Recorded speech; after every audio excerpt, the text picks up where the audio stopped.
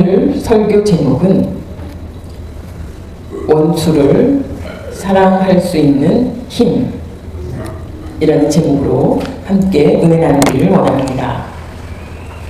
원수의 뜻은 몇 가지 살펴보면 나를 싫어하고 미워하는 사람, 내가 또 미워하고 싫어하는 사람, 나를 속이고 상처 주는 사람, 또 나를 배반하고 힘들게 하는 사람,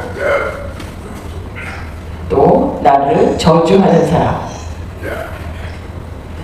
또 우리나라에게 해를 끼친 나라를 원수라고 부릅니다. 원수를 사랑할 수 있겠습니까? 굉장히 어려운 일입니다. 쉽지 않습니다. 원수를 사랑하라 우리가 성경에서 배웠지만 쉽지 않은 일인데 오늘 그 말씀을 우리가 깊이 생각해 볼 필요가 있습니다. 원수 사랑에 대해서 듣기 싫어해서 한 귀로 듣고 한 귀로 흘려버리면 안 됩니다. 아주 굉장히 중요한 이야기입니다. 우리가 잘 들어볼 필요가 있습니다. 정말 보통 사람들은 잘 모르지만 우리가 믿음으로 하나님의 말씀을 따라 살기로 결심하면 많은 원수가 생깁니다. 전에는 믿음이 없었기 때문에 원수라고 생각할 만한 사람들이 별로 없었던 것 같은데 교회를 다니기 시작하면서 원수가 많이 생깁니다. 맞는 일입니다. 교회를 다니면 우리 부모님들이 또 우리 집이 불교 집안인데 왜 교회를 다니느냐 야단치기도 하고, 또 부부 사이에도 아내가 열심히 교회를 다니면 또 막 싸우게 됩니다. 여러 가지 많은 일들이 생깁니다. 믿음이 없었을 때는 잘 몰랐습니다. 그런데 믿음이 생기면서 부딪히게 되는 일들이 많습니다. 부부싸움을 하게 되고 교회 다니기 때문에 또 여러 가지 믿음을 잘 지키려고 하면 방해되는 일들이 많습니다. 회사 다니는 사람들 보면 기도하고 식사를 하면 그것도 불편하게 생각하고 또 여러 가지 많은 원수들이 생기게 됩니다. 그것에 대해서 2000년 전 예수님의 말씀 정말 오늘의 상황과 똑같습니다. 마태복음 10장 34절 말씀, 내가 세상에 화평을 주러 온 줄로 생각하지 말라. 화평이 아니요 검을 주러 왔노라. 아멘.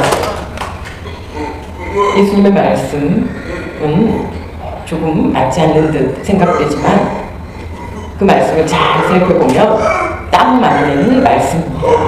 검의 의미는 싸움입니다. 왜냐하면 하나님의 자녀가 되면 자연히 마귀가 우리의 삶을 방해합니다.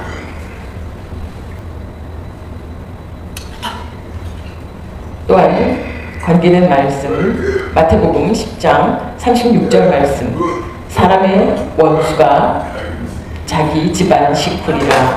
아멘. 아까 제가 말씀드린 것처럼 부모가 또 자녀들의 교회 다니는 걸 방해하기도 하고 부부 사이에 또 방해하기도 하고 이 말씀과 관계가 깊습니다. 아주 가까운 곳에 신앙을 반대하는, 방해하는, 상처를 주는 그런 일들이 있습니다. 예수님의 말씀과 딱 맞는 상황입니다.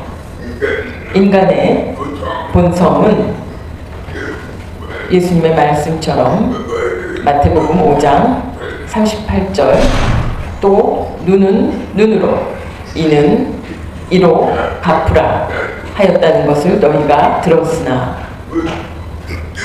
눈은 눈으로 눈을 쳤으면 눈을 치고 이를 쳤으면 이를 치라는 뜻입니다. 똑같이 갚아주라는 뜻입니다. 그것은 세상식입니다. 보통 사람들은 그렇게 생각합니다. 누가 나를 때렸을 때 참는 사람이 있습니까? 아주 상대가 너무 힘이 세면 참지만 비슷하다면 참지 않습니다. 이에는 이, 눈에는 눈, 이렇게 서로 싸우게 됩니다. 이것이 인간의 본성입니다. 두 번째, 인간의 본성은 마태복음 5장 43절 말씀, 또 내 이웃을 사랑하고 내 원수를 미워하라 하였다는 것을 너희가 들었으나. 아멘. 우리가 정말 구약의 말씀대로 내 이웃을 사랑하지만 원수를 미워해도 괜찮다? 이것은 사실이 아닙니다. 약간 왜곡된 이야기입니다. 그러나 그대로 사용하고 있지만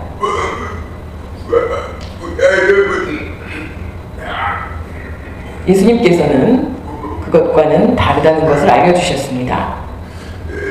내 이웃을 사랑하고 원수를 미워하지 말라. 이웃을 사랑하고 원수를 사랑하라고 가르쳐 주셨습니다. 정말 어려운 일입니다. 쉽지 않습니다. 원수에 대한 예수님의 말씀은 누가복음 6장 35절 말씀, 악을 악으로 욕을 욕으로 갚지 말고 도리어 복을 빌라. 이를 위하여 너희가 부르심을 받았으니 이는 복을 이어받게 하려 하심이라. 아멘. 예수님의 말씀은 눈에는 눈, 이에는 이, 그렇게 갚으면 안 된다. 욕하는 사람에게 욕하지 말고 오히려 복을 빌라고 축복을 하라고 가르쳐 주셨습니다. 하나님께서 원하시는 일이기 때문입니다. 우리가 욕으로 갚는 것이 우리의 보통의 모습이지만 그것은 우리가 멸망하는 일입니다. 우리의 멸망을 하나님 기뻐하지 않으십니다. 하나님의 자녀는 축복된 삶을 살기 원하십니다. 그것은 누가 나를 해하더라도 그를 축복하는 것. 그럴 때 하나님께서 우리를 축복하십니다. 내가 악을 악으로 갚는다면 하나님의 축복은 닫히게 됩니다. 세상에서 그런 모습은 좀 바보 같은 모습일 수 있습니다. 그러나 하나님의 축복이 우리에게 충만히 내리게 됩니다. 그것은 또 우리 후손들에게도 이어집니다. 우리가 사랑하라, 원수를 사랑하라, 이렇게 많이 들었습니다. 배웠습니다.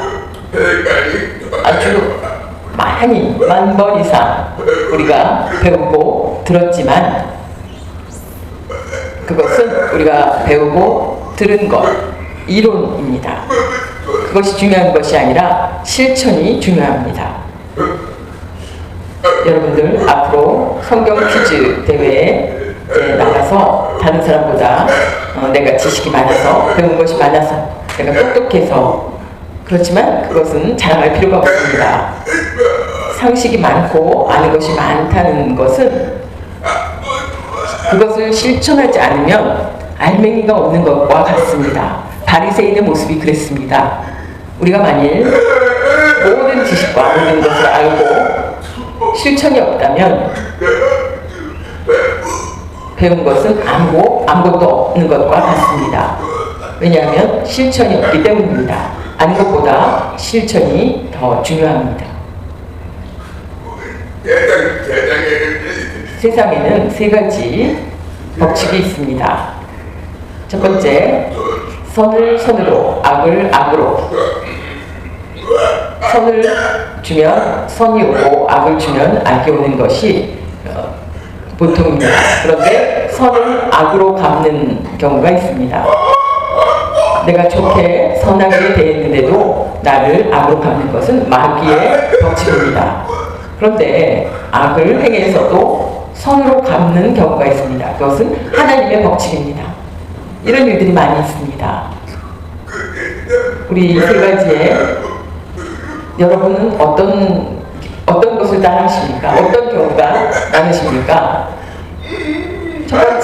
첫 번째가 제일 많습니다. 그런데 또 때로는 내가 잘 잘했지만 악으로 나에게 오는 경우가 있습니다. 그런 것은 그리스도인이 아니고 하나님의 자녀가 아닙니다. 믿지 않는 사람들보다 더 나쁜 사람입니다. 믿음 안에서 선을 악으로 갚는 것은 정도의 차이가 있습니다. 미움에 대해서 조금 미워하는 것, 보통으로 미워하는 것, 아주 미워하는 것, 이렇게 수화로 표현할 수 있습니다. 그 미움은 아마 눈을 잡아 뺄 정도로, 아니면 눈을 외면할 정도로 눈하고 관련이 있습니다. 이 수화는 미워하다는 것은 매우 미워할 때는 저런 강한 표현을 합니다. 나한테 상처를 주고 정말 나한테 나쁜 일을 한 사람을 미워하는 것. 여러분에게 미워할 자격이 있는가? 우리가 자신을 살펴볼 필요가 있습니다. 우리는 그런데 미워할 자격이 없습니다. 하나님께서 우리에게 사랑을 베푸셨기 때문에 우리는 다른 사람을 미워할 자격이 없습니다. 두 종류의 사랑이 있습니다. A는 때문에 사랑, 뭘 주었기 때문에, 잘해 주었기 때문에, 또 나를 구해 주었기 때문에. B는 그럼에도 불구하고 의 사랑이 있습니다. 아가페의 사랑이 바로 그렇습니다. 하늘에서 온 사랑입니다. A의 사랑은 세상의 사랑이지만 B의 사랑은 하나님이 주신 사랑입니다. 하나님이 주신 사랑은 영원합니다. 우리가 그것을 가질 필요가 있습니다. 사랑 때문에, 그런 사랑 때문에 예수님의 대속의 은혜를 우리가 깨닫게 됩니다. 예수님께서 우리를 구원하시기 위한 사랑, 우리가 그것을 깨닫고 알게 됩니다. 그런데 그 사랑을 실천하지 않는다면 모두 엉터리입니다. 절대로 그렇게 해서는 안 됩니다. 우리가 원수를 사랑할 수 있는가? 쉬운 일은 아니지만 예수님을 믿는 사람이라면 가능합니다. 어떨 때 가능한가? 첫 번째, 주님의 사랑이 내 마음에 넘칠 때 가능합니다. 원수 사랑은 내 힘, 내 노력, 내 결단으로는 불가능합니다. 왜냐하면 감정이, 상처가 너무 깊게 내 안에 새겨져 있기 때문에 용서하지 못합니다. 그러나 하나님이 주신 사랑으로 내 마음이 충만할 때 나도 모르게 원수를 사랑하겠습니다. 사랑의 힘으로 이룰 수가 있습니다. 그것은 하나님이 주신 사랑의 힘입니다. 성령이 충만할 때 우리가 완전히 변하게 됩니다. 믿으십니까? 우리에게 피해를 주는 두 나라가 있습니다. 북한이 있고 남쪽으로는 일본이 있습니다. 두 나라가 우리나라에게 피해를 주었습니다. 일본은 35년간 우리를 억압했습니다. 너무나 큰 피해를 준 나라입니다. 북한은 전쟁을 3년 동안 했고 정말 나라가 황폐해졌습니다. 우리가 유엔의 도움이 아니면 그 전쟁에서 이길 수가 없었습니다. 이 두 나라는 피해를 주는 나라입니다. 그런데 우리나라 사람들 입장에서 북한에 대해서는 대해서보다 일본에 대해서 더 강력하게 나쁘다고 생각하고 있습니다. 일본은 정말 나쁜 나라다. 그러다 우리가 가만히 생각해보면 이해 안 되는 부분이 있습니다. 또 다시 생각해보겠습니다. 우리나라가 일본에게 진 빚이 있습니다. 두 가지가 있습니다. 첫 번째는 돈을 빌렸습니다. 여러분이 아는지 모르지만 우리가 일본에게 빌린 돈이 1200조 엔입니다. 굉장히 큰 돈입니다. 한국 돈으로 바꾸면 우리나라 한 사람 한 사람이 1억씩 빚을 진 것과 똑같습니다. 한 사람 한 사람이 1억의 빚을 진 것입니다. 1200조 엔이라는 1경이 넘는 금액입니다. 굉장히 큰 돈입니다. 아직 그 돈을 갚지 못했습니다. 왜냐하면 우리나라 경제 발전을 위해서 많은 돈을 빌렸는데 우리가 일본에 갚기보다는 다른 일에 쓴 것 같습니다. 또한 복음에 빚을 지었습니다. 빚 중에 복음의 빚은 우리가 처음 들었습니다. 그러나 자세히 설명해 드리겠습니다.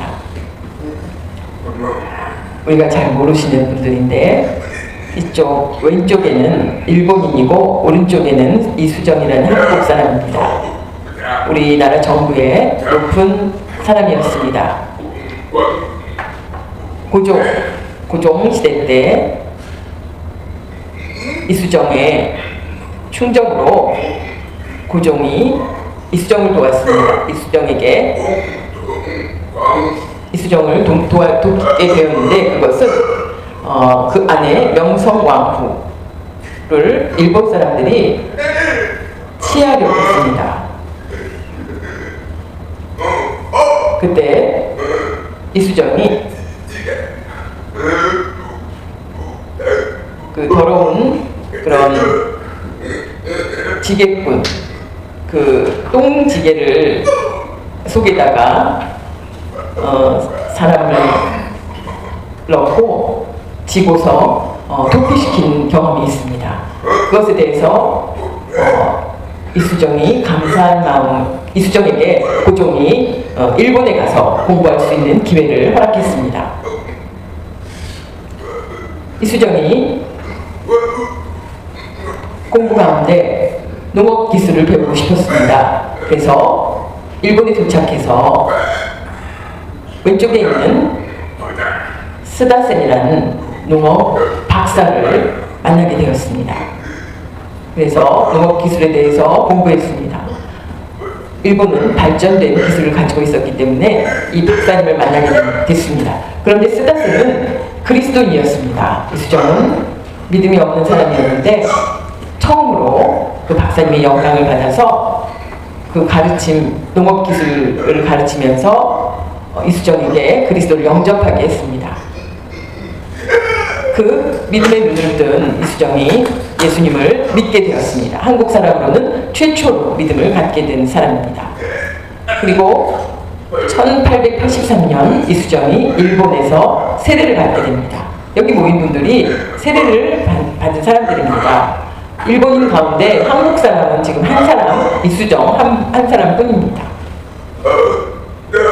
우리나라보다 일본이 먼저 기독교 복음을 받았습니다. 그것은 미국 선교사들이 일본에서 배를 타고 와서 일본에서 선교를 뜨겁게 하고 젊은이들에게 젊은 그 선교사가 미국에서 이제 새로운 나라에 가서 전도를 하겠다. 아내에게 얘기합니다. 젊은 아내에게. 그리고는 선교는 굉장히 어려운 일이었는데 복음의 문이 닫혀있는 일본의 그 젊은 부부가 도착해서 영어를 가르치기 시작합니다. 영어를 가르치면서 그들을 만나는데 정말 간절히 그들에게 영어를 가르치는 가운데 일본인들도 믿음을 갖게 되고 또한 믿음에 대해서 전혀 몰랐던 이수정에게까지 복음이 전해집니다. 그래서 이수정은 한국인을 위해서 성경을 번역했습니다. 마가복음을 일본어로 된 성경을 마가복음을 한국어로 번역했습니다. 한국에 복음이 아직 들어가지 않았는데 또 전도를 위해서 간절히 기도하는 가운데 아펜젤러와 언더우드 선교사가 한국으로 향하게 됩니다. 이수정이 아니었으면 그 한 사람의 미랄이 한국의 복음의 역사를 시작하게 되는 것입니다. 그래서 일본에게 우리가 복음의 빚을 진 것입니다. 그때 마가복음을 번역한 사람입니다. 결국 장로교 선교사님 오른쪽 모습, 왼쪽은 아펜젤러 감리교 선교사님입니다. 두 분이 언더우드 선교사는 인도로 가려다가 이수정의 편지를 읽고 한국이 정말 가난하고 힘든 그런 나라임을 알고 인도로 가는 것을 포기하고 한국으로 왔습니다. 아펜젤러는 일본에 선교를 가고 싶었는데 다시 방향을 틀어서 한국으로 오게 되었습니다. 두 선교사가 이수정으로 말미암아 일본에서 번역된 그 성경을 이수정이 두 선교사에게 전했고 한국에는 도착할 때 한국말로 쓰여진 성경을 가지고 들어오게 됩니다. 그래서 우리나라 선교의 역사가 시작됩니다. 그것을 보면 일본의 도움이 없었으면 우리는 복음을 전해받지 못했습니다. 그것은 복음의 빚을 우리가 진 것입니다. 우리가 일본을 원수 삼을 자격이 없습니다. 두 번째는 원수까지 사랑해야 하나님의 자녀가 됩니다. 원수에 대해서 그 감정을 가지고 미워하는 감정을 가지고 그대로 산다면 하나님의 자녀가 아닙니다. 나를 미워하는 사람도 있고 나를 해한 사람, 나에게 피해를 준 사람, 속인 사람, 상처를 준 사람, 그런 사람들을 내가 미워하지 않을 때 하나님께 맡기고 그들을 위해서 축복을 빌 때 만약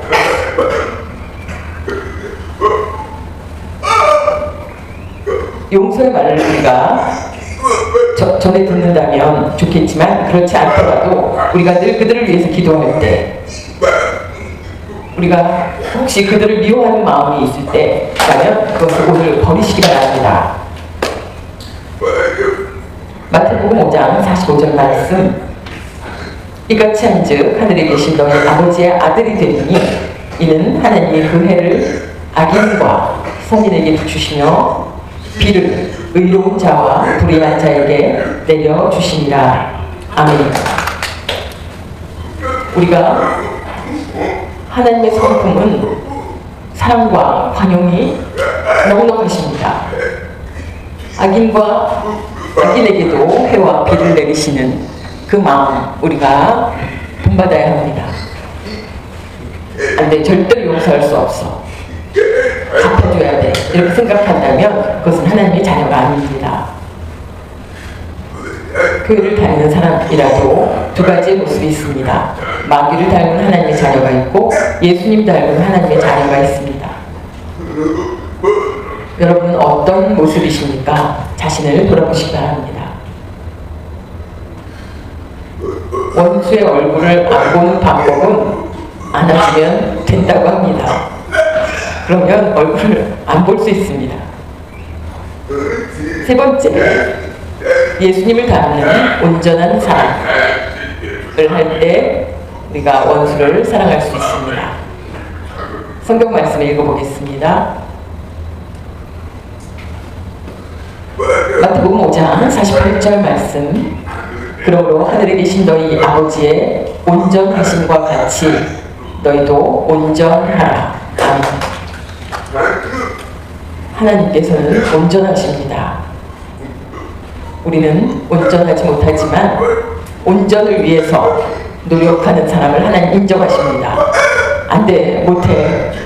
그런 것은 핑계입니다. 온전하심을 향해서 한 걸음 한 걸음 나아가면 변화될 수 있습니다.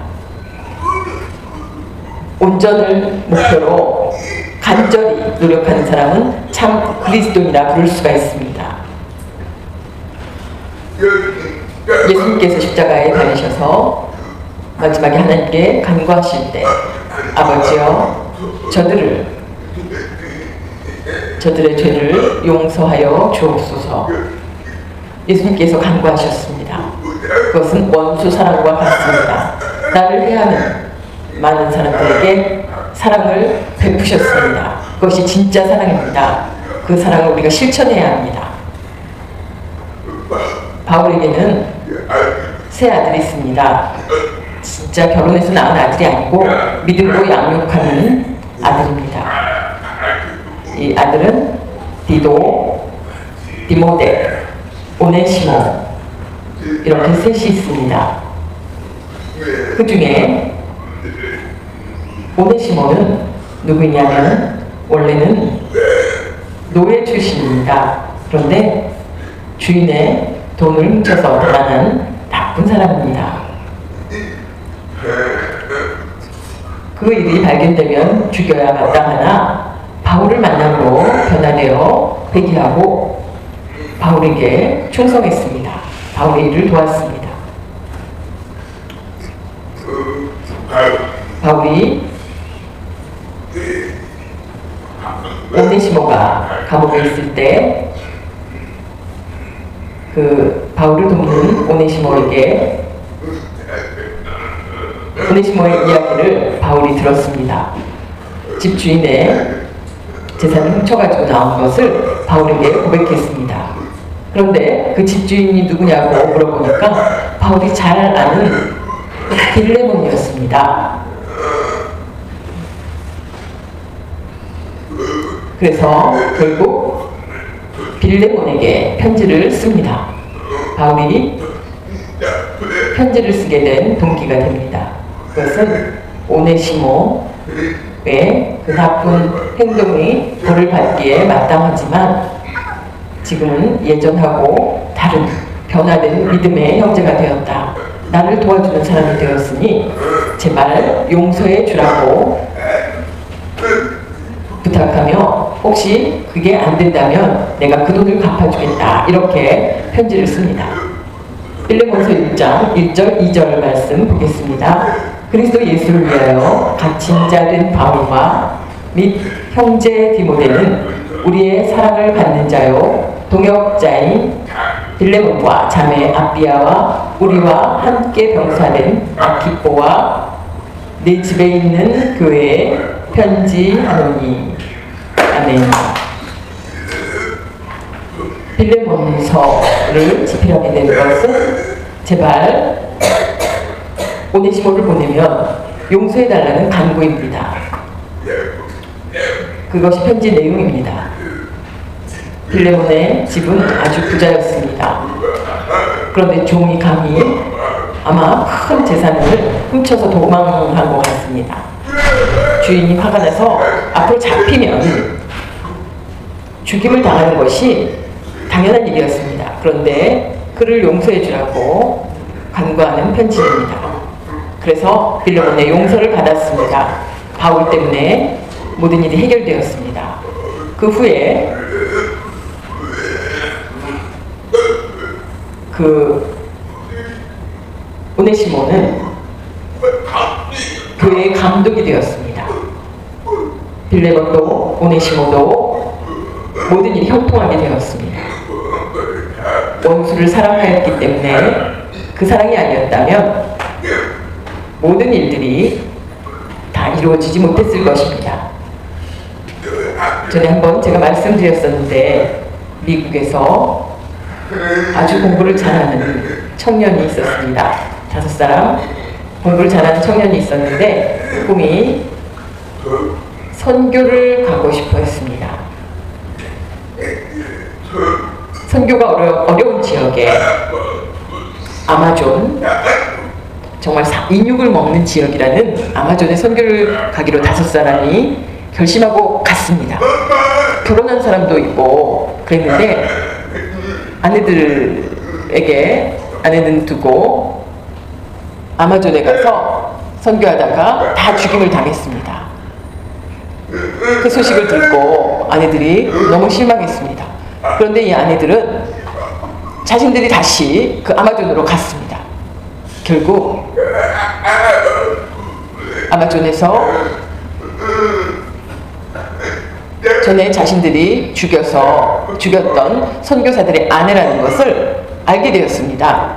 그리고는 그들로 인해서 그곳 사람들이 예수님을 믿게 되었습니다. 그 위험에 처하면 총을 사용할 수 있는 선교사들이었지만 총을 사용하지 않았습니다. 그리고는 그들에게 죽임을 당했습니다. 자신의 몸을 보호할 수 있었지만 총을 사용하지 않고 그대로 순교한 것입니다. 그 젊은 아내들은 남편들을 닮아 그 마을에 다시 선교하러 가서 모두 믿음을 갖게 하고 그들 가운데 또 목회자가 되는 그런 일들을 만들어냈습니다.